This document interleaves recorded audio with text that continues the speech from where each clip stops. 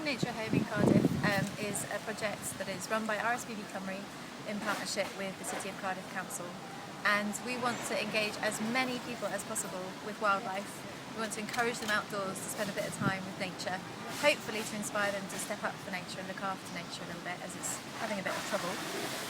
We're really keen to inspire families and young people in particular, and so we go out into primary schools across Cardiff delivering sessions for children to look at how green their school is, and we also run family events in parks and green spaces. But this summer we wanted to do something a little bit special. We wanted to really encourage people to come out into Bute Park, which is an awesome park in the city. And it just so happened we came across tape, and the idea of bringing this to Cardiff and this to the UK for the very first time, we thought this would really inspire people to come outside, spend a bit of time in the park, climb inside the structure, spend a bit of time in the trees, and hopefully, once we're done, it will do exactly that, and we'll have hundreds and hundreds of people coming to visit Tape this August. Came up like it was 7 years ago. We were experimenting with some materials and trying to build very elementary architecture. So we are always trying to make spaces which are walkable, which are inhabitable, which are fundamental from the way of building up. This is why I think also we somehow, or they recognized us. This way of building, this structure, is something which is the same way how animals are doing it, building their cocoons or building their nests, and this is everything done just by